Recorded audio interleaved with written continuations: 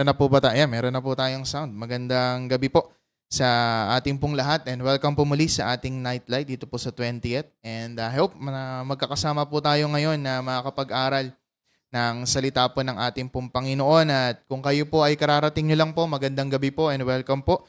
And pwede po tayong mag-share ng ating pong live stream. Pwede po tayong mag-comment, mag-mention ng mga kapatid po natin sa pananampalataya. And I hope na makasama po natin sila sa gabi po na ito sa pag-aaral po natin. Kaya, yan, pwede po tayong mag-comment po dyan ng ating pong araw, or mayroon kayong mga sharing. Pwede po yan. At magkamustahan po tayo. Kamusta po ang inyo pong Friday? Bilis po ng araw na naman, na talagang nagugulat na lang tayo. Friday na naman pala. Mag-weekend na naman po. Daraan na naman po yung mga parang isang linggo na dadaan na naman po sa buhay po natin. Kaya talagang napakabilis ng panahon. And sana po tayo rin ay kung lumilipas ang araw, tayo rin po sana ay nag-grow din sa ating pong pananampalataya, sa ating knowledge po sa ating pong Panginoon. Kaya yan, malayang-malaya po tayo mag-share ng ating pong Facebook Live at sana po ay wag po nating hindi i-share ang ating live stream. Ito po ang ating way ng ministry natin ngayon, para po mas maipangaral natin yung salita ng Panginoon. Yan, magandang gabi po kay Nanay Luz Malyari. Yan, good evening po kay Mama. Yan, thank you po sa pag-share. Good evening po Nanay Olive. Yan, at ganoon din po kay Brother Dedicatoria Celso, kay Nanay Sally, Brother Larry, magandang gabi po. Brother Noel, magandang gabi po. All the way from Isabela, magandang gabi. Kay Nanay Zen and Brother Mel, kung kayo po ay nagkasama po ngayon na nakakapanood. Kay Sister Gina Datu, magandang gabi po. Kay Brother Joel Ortola, magandang gabi po. Yan, at kay Sister Monique na rin po. Baka po kayo po ay magkakasama na po dyan. Minsan kasi yung ganun, may mga isang TV na lang o isang monitor na lang. And praise God po, magkakasama po tayo ngayong gabi po na ito. Ganun din po kay Sister Mirna, magandang gabi po. Ayan, sabi po ni Sister Luz, Nanay Luz, God never changes. Amen po. Talagang hindi nagbabago ang ating pong Panginoon. Welcome din po kay Sister Gina Castuera. Yan, mukhang ngayon ko lang po nakita Sister Gina. Yan, taga saan po kayo, Sister Gina? At pwede po tayo mag-mention po dyan. Kung first time nyo rin po makapanood ng Nightlight natin, ay welcome po kayo sa ating pong Bible Study Night. And I hope na naka-ready yung ating mga Bible app, or yung iba po nating mga kailangan para po sa ating pag-aaral at maunawaan natin ang salita ng ating Panginoon sa gabi po na ito. Yan. Thank you po, Brother Joel, sa pag-mention ng highlight. Yan, maganda yun mga kapatid. Pwede tayong mag-mention ng highlight para po, or pwede rin pong followers, para po lahat po naman naka-highlight po sa atin, pati po yung mga followers natin, ay makikita nila yung live po natin. Makikita nila na minention natin sila sa ating pong Nightlight sa gabi po na ito. Sige po, huwag po kayo mahiya na mag-comment po dyan mga kapatid. At yan, from Liliw po. Si ano pala to? Sister Gina. From Liliw. Yan, magandang gabi po. Yan. At welcome po sa ating Nightlight. Ano po? Ayan. At ganoon din po sa iba pa po nating mga kasama. Po kayo mahiya na makasama po natin sa live po natin. So, mga kapatid, tayo po ay magpasimula sa pamagitan po ng panalangin. Let us all pray.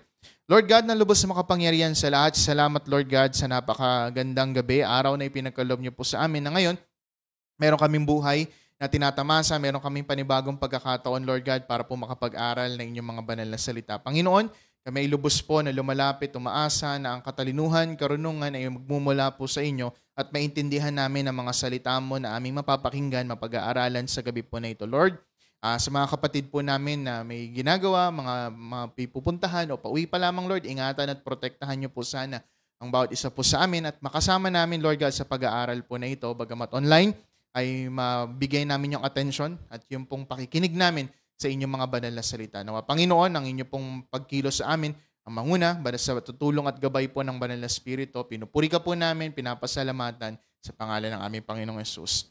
Amen. Ayan, magandang gabi po kay Nanay Maring and kay Brother Rudy. Ayan, sa Layug family, magandang gabi po. So yung pag-uusapan po natin ay may kinalaman po sa pagmamahal. Ayan, alam ko po, marami po sa atin talagang marunong magmahal. Talagang nakita at nararamdaman yung pagmamahalan ng bawat isa po sa atin. And lahat po sa buong mundo na ginagalawan natin, whenever we are speaking about love, ay talagang nagmamahal talaga ng sobra-sobra at naghahanap tayo ng pagmamahal. But ang pag-ibig, kung gaano siya ka-broad, kung gaano siya kalawak, ganon din yung kanyang ibig sabihin o iba-iba yung paniniwala, iba-iba yung pagtingin ng mga tao pagdating po sa tinatawag nating pag-ibig. Merong isa iba, yung true love para sa kanila, ito yung romantic sense. Ito yung gusto nilang maramdaman na maibalik sa kanila, true love kung sabihin po nila. And kung titingnan po natin, some of them ay iba-iba yung definition nila ng love. Ano?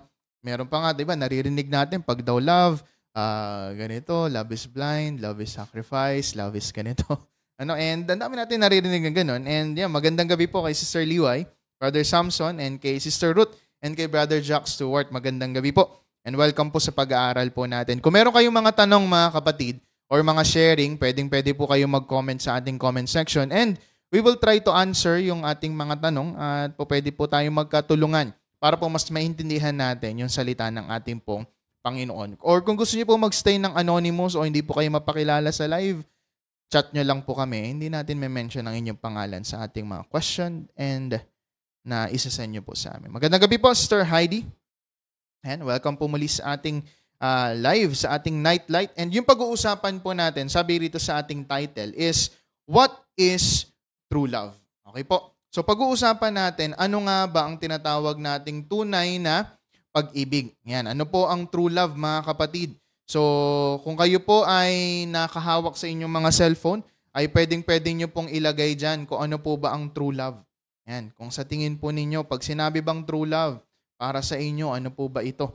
Yan, yung ating pong verse, kinuha po natin to from 1 Corinthians chapter 13 verses 1 hanggang 8. So meron kayong mga Bible, kindly open it mga kapatid, and ito po yung pag-aaralan po natin sa gabi po na ito. There are 2 points lang na titingnan natin mga kapatid regarding sa true love. Ano po? Kung ano po ba yung gustong sabihin po nito sa atin sa pag-aaral po natin. Kasi kagaya ng sinabi ko po kanina, we all know how to love and we want love. Gusto natin ng pagmamahal. Gusto nating maparanas ito at maranasan ito sa buhay po natin. Ngayon, dalawang bagay ang titingnan po natin. Una, yung tinatawag nating importance of love. Meron pong kahalagahan ng pag-ibig kasi talagang yung mundong ginagalawan natin, it revolves din o talagang laging may inclusion ng tinatawag nating pagmamahal. It may or may not be na talagang kitang-kita, nararamdaman, naririnig o ano man po. Pero ang pag-ibig po ay isang napakalaking bagay pagdating po sa ating pong buhay bilang Kristiyano, bilang mga normal na mga tao, o ano man pong estado po natin sa mundo, kailangan natin ng pagmamahal. Ngayon, meron po akong katanungan dito na pwede rin po nating sagutin sa ating pong live. Bago tayo magtuloy sa pagbasa ng ating mga verses. Sabi po rito sa question natin, what are the things that usually impress people or people that usually consider important? Ulitin ko po yung tanong, ano daw po kaya yung mga bagay na usually nagkakaroon ng magandang impression sa mga tao or kinoconsider ng mga tao na mahalaga? Ayan. So sa atin po, ano po ba yung mga kinoconsider natin na nakakapag-impress sa ibang tao? O kumbaga parang magiging masaya sila, ma-amaze sila na nakita nila to, naranasan. Good evening, Brother Jean. And welcome po sa ating Nightlight.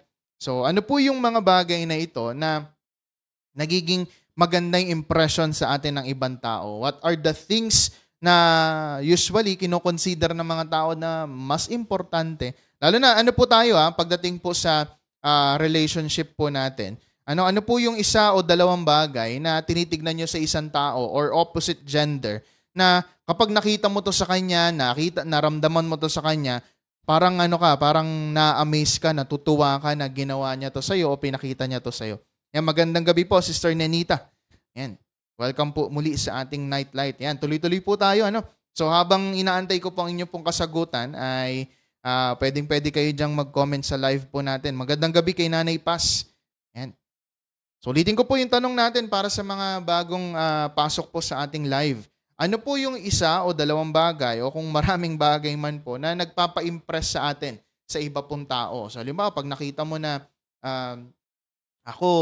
lagi akong nagpapatawa o ganito po o ganyan. Ano po yung mga bagay na sa tingin natin ay mas importante pagdating sa social life po natin. So habang inaantay natin yung kasagutan, meron pong sagot yung Bible regarding po dito sa tanong po na ito. Sabi po dyan, ang isa po daw sa mga nagpapa-impress sa mga tao, kapag po ang isang tao, he or she has the ability to speak well. Yan. Alam ko po, kapag tayo rin nakapakinig ng mga tao na magagaling magsalita, actually ako rin po, na-amaze ako. Kapag nakakapakinig po ako ng mga tao, even yung mga youth natin, or mga elders and deacons natin na nakakapagsalita sila and they have this ability to speak well, ano po, parang nakaka-amaze sila that you are having this impression na ang galing naman nila. Ano po? And tayo rin po, and to be honest, kahit po sa opposite gender, sometimes there are people looking for this type of ability or this type of person na meron siyang kagalingan sa pagsasalita.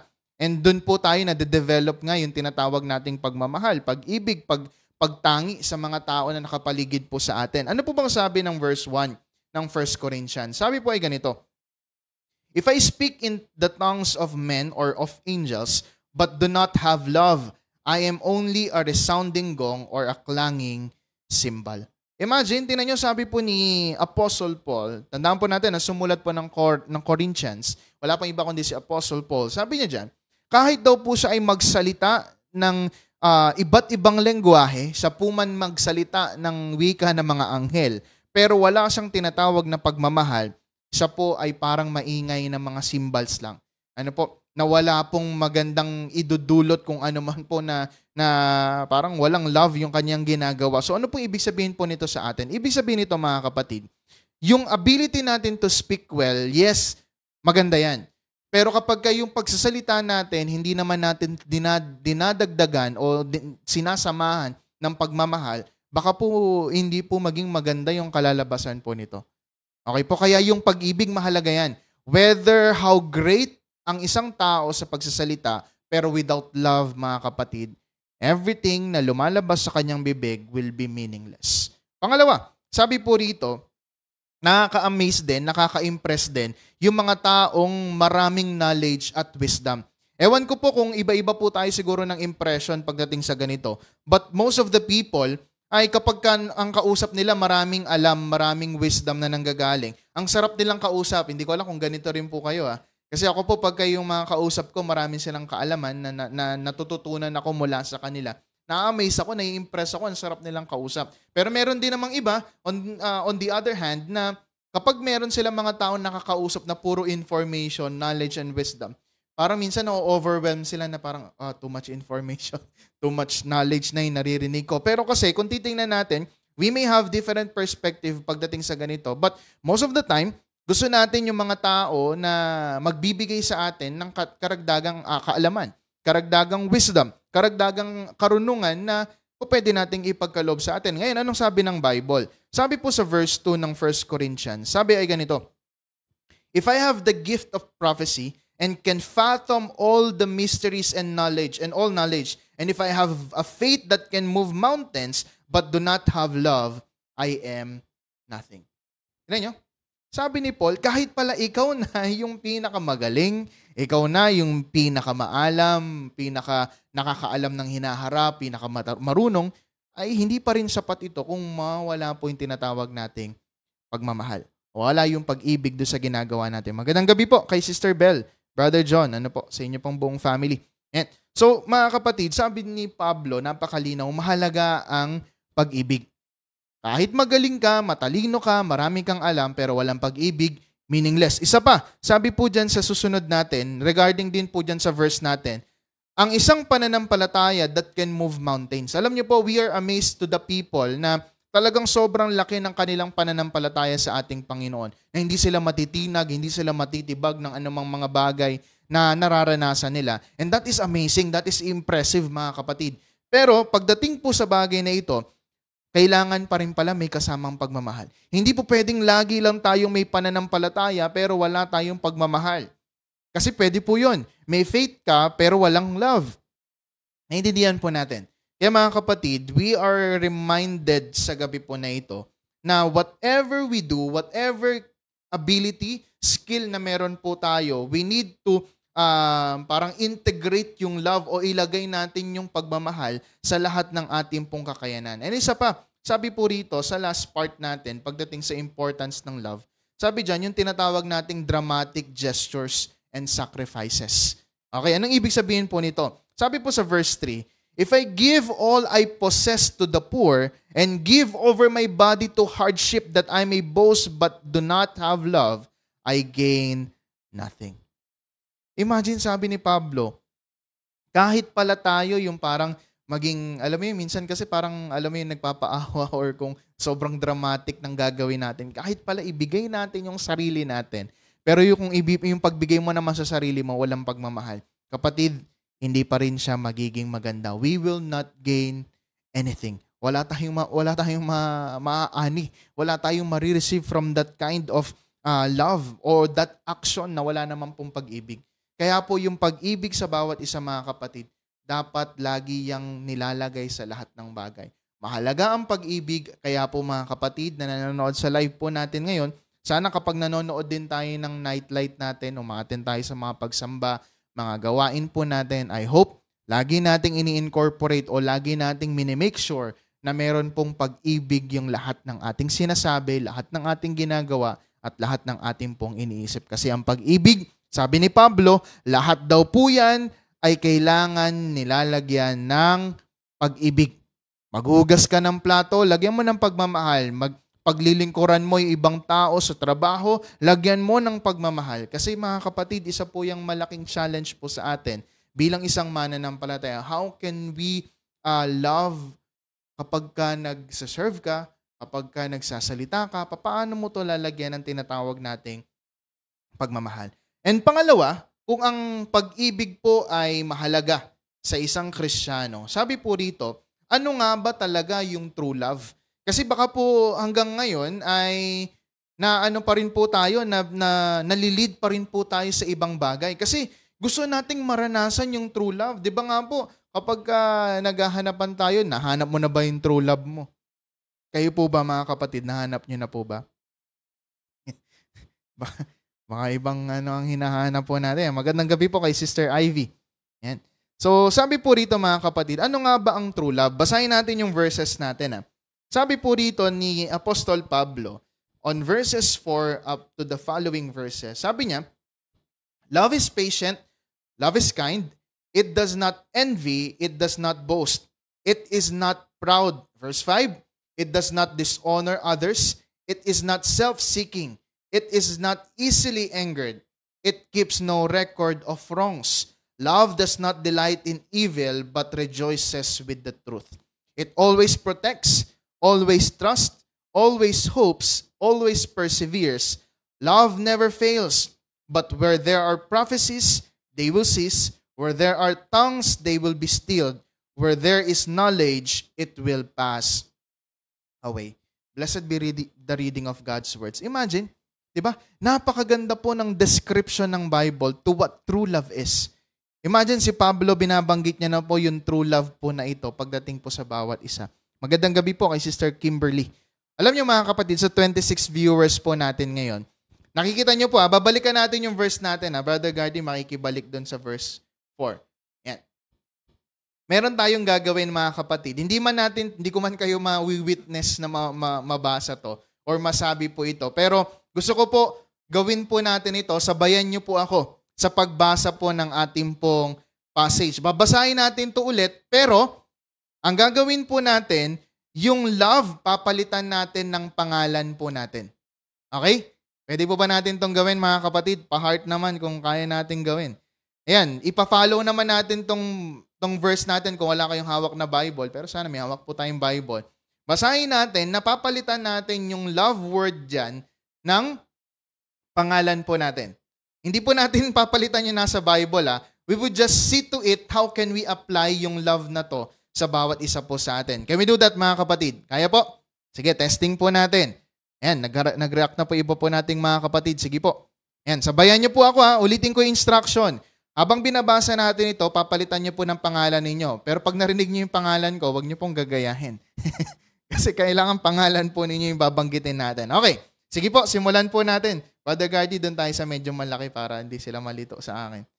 Ayan. Ayaw ba? Sige po, habang naghahang pa po yung ating PC, ay sabi po rito, tingnan natin ha. Yan. Dave is patient. Dave is kind. Dave does not envy. Dave does not boast. Dave is not proud. Verse 5. Dave does not dishonor others. Dave is not self-seeking. Dave is not easily angered. Dave keeps no record of wrongs. Verse 6. Dave does not delight in evil, but rejoices with truth. Dave always protects, always trusts, always hopes, always perseveres.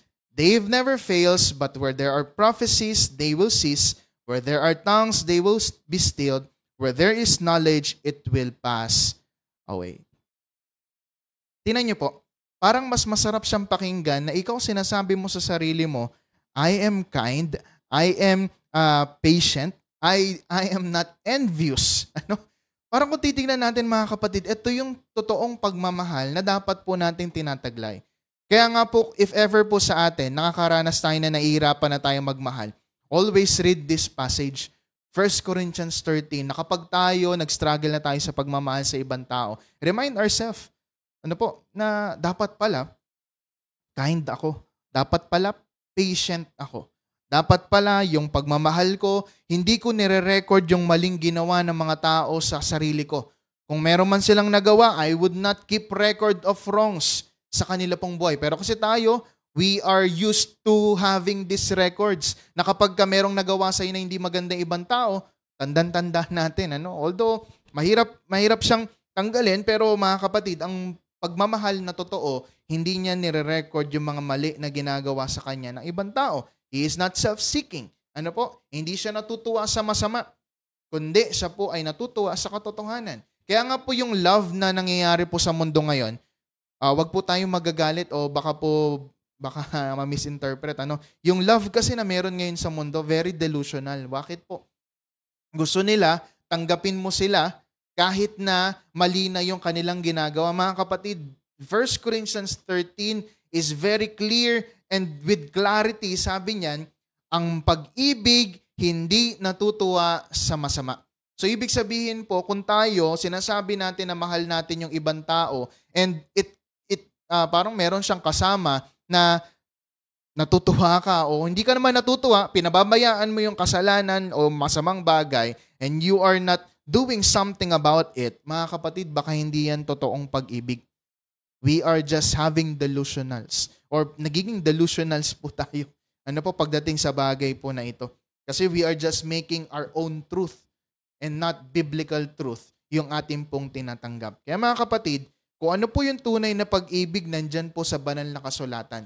Alam niyo po kung anong iniintay na lang ng totoong pag-ibig po na ito na gawin po natin sa buhay natin on how we experience yung love ng Diyos, ma-apply natin sa buhay po natin. Paano natin mamahalin yung mga tao na kapaligid po sa atin. Ngayon, the question is, how can we show this kind of love to others? Ngayon, paano nga ba natin ito ma-apply sa ibang tao? Siyempre, una po, simulan natin ito na naaralin po natin. So, we can be there na magpa-practice nito sa ibang tao na ma-develop muna natin sa sarili natin na ano nga ba yung pagmamahal? Maintindihan po muna natin at maranasan natin sa tulong ng Panginoon ano ba yung tunay na pagmamahal ng Diyos sa atin. Kasi alam niyo po mga kapatid, kung talagang naranasan natin yung true love ng Panginoon, mga kapatid, baka hindi na nga natin kailangan pag-aralan to eh. Kung naramdaman natin yung totoong pagmamahal ng Diyos. Kasi ikaw mismo sa sarili mo, once you experience the power, yung warmth ng love ng Panginoon, it will lead you na mas magmahal pa ng mga taong nakapaligid po sa atin. Kaya mga kapatid, sa atin, mas mabigay natin yung pagmamahal na ito. Let's ask yung sarili po natin. Yung bang love na pinapakita ko ngayon sa ibang tao, is this what true love is? Or baka kulang pa tayo sa pagmamahal kasi hindi naman natin sinasaliksik yung Panginoon. Kaya sa gabi po na ito, sabi dyan, handaan po natin, that love is a matter of choice and trust God who has the capability and power to give it. Yung love, hindi yan laging emotion. Yung pagmamahal po natin, it's a choice. And paano tayo magkakaroon ng magandang choice sa buhay natin? Magtiwala tayo kay Lord na kaya niyang gawin to. Kasi mga kapatid, yung mga binanggit natin kanina, it is humanly impossible na ma-perfect natin yun. From love is patient, love is kind. Imposible nating ma-perfect lahat yon without God's help sa buhay po natin. Kasi lahat po tayo mauubusan ng pagmamahal kung hindi tayo connected dun sa tunay na source ng pag-ibig. Intindihan po natin. Kasi nasa po tayo, physical form tayo. We tend to run out of love.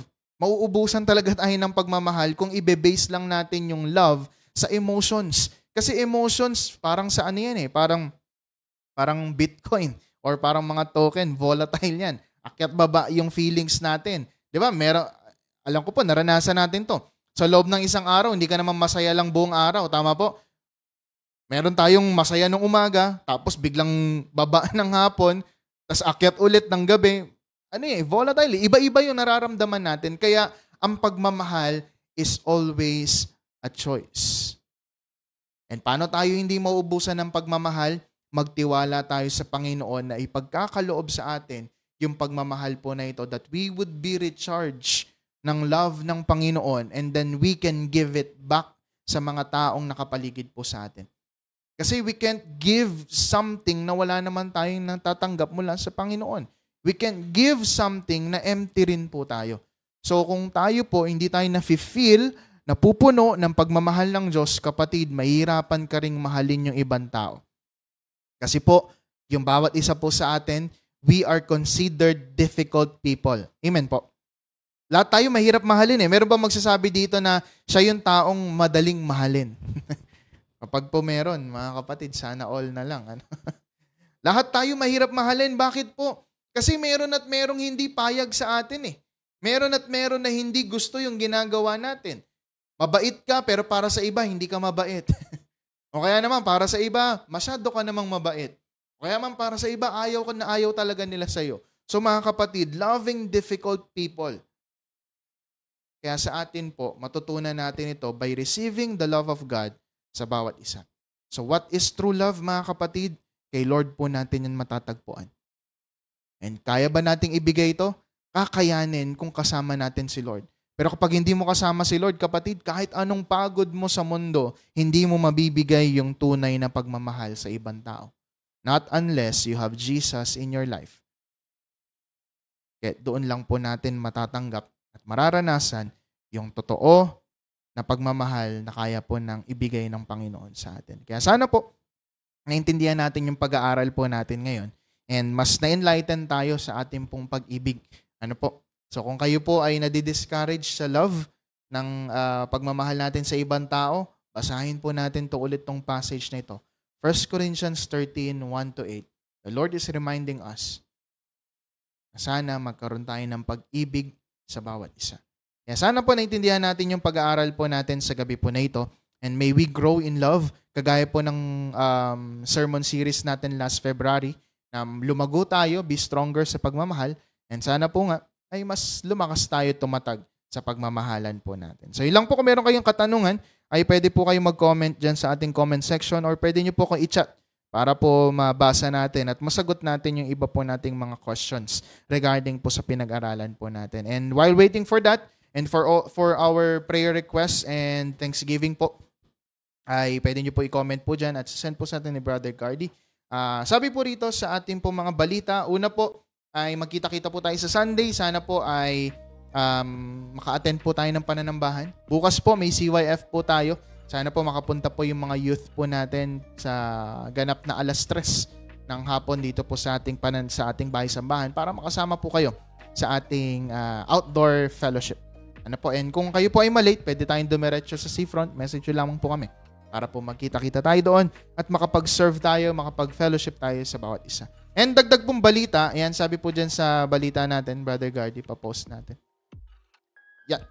So, bukas din po, gaganapin po 2 p.m. ang Metro Olonga po anniversary. And Thanksgiving dito po sa 20th na meron pong theme na Hit Up Your Faith. So, mga kababaihan, ayan, taas kamay po yung mga babae po na kapatid po natin. We are inviting you to come and join the anniversary and Thanksgiving po ng ating Metro Olongapo Dorcas. 2 p.m. Sana wala pong mahuli and sana po magkasama-sama po tayo. Pwede rin kayong mag-invite ng mga bisita para po mas marami pa rin po mga kilala sa ating pong Panginoon. Yan. Sige po. Next po natin, ayan, tapos na yun, Brother Gardy. Doon tayo sa kabila, sa landscape tayo, Brother Gardy. Ayan, while waiting for that po, ayan, sabi ni Sister Maring, pakisama daw po Sister Linda sa prayers. Meron daw po siyang sakit. Sige po, pag-pray po natin yan. Yan, isa po sa mga balita natin ay Trailblazers, Serving God, Serving with Purpose. Ito po ang ating pong Youth Camp 2025. So sa mga youth po na nakakapakinig po ngayon, we are inviting you to join us and magpa-register na po kayo. Kausapin niyo po kami, yung mga YAMI, yung mga youth leaders po natin para po makapasama po tayo sa kampo na ito. April 23 to 26, 500 po ang registration. So sana po mapag-ipunan natin. Almost a month na lang po ang ating pong hihintayin at magka-camp na po tayo. Kaya sana po prepare na po tayo sa ating pong camp po na ito. Next po. Ayan, nalalapit na rin po ang anniversary ng Kalaklan. Ito po ay may theme na Begin Again, Return to Your First Love. So ito po ay gaganapin ng April 12. Anong oras sa Brother Gardy? 3 p.m. So sana po maka-join po tayo sa celebration po na ito. Dito lang naman po yan gaganapin sa ating bahay sambahan. Hindi po kayo maliligaw. Kaya po sana po suportahan at ipanalangin po natin ang anniversary po ng Kalaklan. Sige po. So ilan po yung ating mga balita. Sa susunod po na linggo, sa araw po ng Sabado, ay meron po tayong prayer breakfast na gaganapin po sa Block 27. So sana po magising tayo ng maaga that day. I-block out nyo na po. Tanggalin nyo na po iba yung mga schedules kung kakayanin para po makasama namin kayo sa prayer breakfast po natin. Sige po. Yan, sama po natin sa prayers yung iba nating mga kapatid. Brother Gardy, makikisend po. Yan, happy birthday po sa ating mga may birthday. Happy birthday po kay Sister Grace, yan, sa asawa po ni Brother Gardy. Happy birthday po. At kay Brother Oni, happy birthday din po sa inyo, Brother Oni. Advance happy birthday po sa inyo. Baka po may mga birthdays pa po ngayon. Huwag niyo pong itago at yan po ay ating ipanalangin sa oras po na ito. Birthday mo ba? Malapit na. Malapit. Yan, sige po. Baka po may mga prayer request pa po tayo. Yan, sabi po ni Nanay Paz, prayer for Iyon, laging may kabag. Yan. Pray po natin si Iyon, ano po, na may kabag pala siya palagi ngayon. Ganon din po, sabi po ni Nanay Olive, pasama po sa prayer ang health po ng family namin. Sige po, Nanay Olive, sama po natin yan sa prayers. Ang niya pong buong family. Yan. Sige po, baka po may mga prayer request pa po tayo at maisama po natin ngayon for our closing.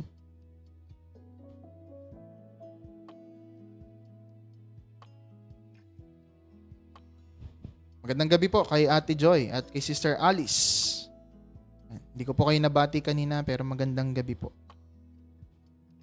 Meron pa po ba tayong prayer request? Thanksgiving ay sama po natin yan sa ating pong panalangin sa oras po na ito.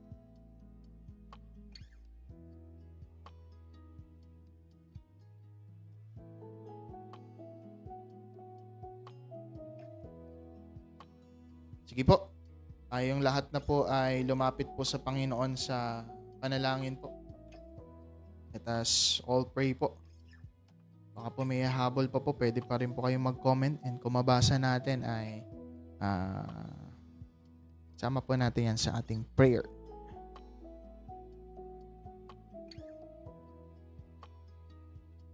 Sige po, tayo pong lahat po ay sumandali pong manalangin sa ating pong Panginoon. Ama naming Diyos, na dakila't labang makapangyarihan sa lahat, Lord. Sama-sama po kami ngayon po muli na lumalapit po sa inyo. Nagpapasalamat sa pag-ibig at kalakasan na inyo pong pinagkaloob at pinaparanas sa bawat isa. Lord, salamat po sa amin pong napag-aralan po ngayon, Lord God, na ang pag-ibig po ay dapat naming ilagay sa lahat ng aming ginagawa, sinasabi sa aming pag-iisip. At ganun din, Lord God, na sana po ma-remind po kami. Ano nga po ba talaga ang tunay na pag-ibig? Ito po ay matatagpuan lamang po namin sa inyo. Lord, we are praying now, Panginoon, para po sa mga kapatid namin na sasapit sa kanilang kaarawan. Salamat, Panginoon, for another year of blessing na ipinagkaloob at pagkakaloob niyo pa rin po kay Sister Grace and kay Brother Oni, Lord God. Salamat, Lord, for being faithful sa kanila pong buhay. Salamat, Lord, dahil hindi mo sila pinabayaan. Salamat, Lord, kasi lagi kang tapat sa kanila pong buhay. Umaasa po kami na kayo po yung mangunguna at magpapala po sa kanila. Bigyan niyo po sila ng buhay at kalakasan. Gamitin niyo po sila, Panginoon, to be a channel of your word, a channel of the blessing na nanggagaling po sa inyo. Lord, we are praying din para po anuman po ang desire ng kanilang mga puso ay ito po ay maganap sa inyo pong nais para po sa kanila. Lord, we are praying din po sa mga kapatid namin na undergoing pa rin po sa mga chemotherapies, sa mga dialysis, Lord God, para po kay Sister Marline, kay Sister Esther, kay Brother Romel, kay Sister Rowella, at kayo na po sana pong patuloy na magbigay ng kalakasan at buhay sa kanila, kagalingan, and whatever they need, Lord God, financially, materially, kayo po mag-provide po sana nito. Alam po namin na hindi mo pababayaan ng mga anak mo pong ito. Lord, kasama po sa prayer of healing para po sa mga kapatid po namin na meron pong karamdaman kay Baby Ion, Lord God, bigyan niyo po siya ng kagalingan sa kanya pong tiyan, Lord God. Sana po maging maayos po ito. Ganon din, Lord God, ang prayer po namin para po sa health po ng family po ng Aranzanso, Lord God. Kayo po mangunat magpala po sa kanila. And alam namin, Lord God, na kayo po yung kayang gumawa nito sa amin. Kami man po ay magkukulang, pero Lord God, kayo po ang magpupuno ng bawat isa po sa amin. Kaya Lord, umaasa po kami na mga panalangin po namin ito ay binibigyan niyo po ng kasagutan sa bawat isa po sa amin na nakakaramdam po ng physical sickness, mental sickness, taman po ay spiritual, Lord God. Lord, tulungan niyo po kami. Alam po namin na ikaw lamang po ang kaya magpagaling. Ikaw lang po ang kaya po mag-ayos sa bawat isa po sa amin. Lord, bigyan niyo po sana kami na maayos na pahinga sa gabi po na ito from all the work na aming po nagawa. Sana, Lord God, maging safe po kami palagi. And Lord God, bukas magkaroon pa po sana kami ng buhay at kalakasan para po papurihan, pasalamatan ka sa aming buhay. Lord, maraming salamat po. Kayo na po sana pong bahala po sa amin. At kung meron man po kami mga panalangin na hindi po na banggit, Panginoong Diyos, let your will be done, Panginoon. Umaasa po kami na mas maganda ang kagustuhan mo kaysa sa amin. Kaya Panginoon, pinupuri ka po namin, pinapasalamatan. Ito po ang aming samot. Dalangin sa tanging pangalan ng aming Panginoong Jesus. Amen. God bless po sa ating lahat mga kapatid and see you po sa ating susunod na Nightlight.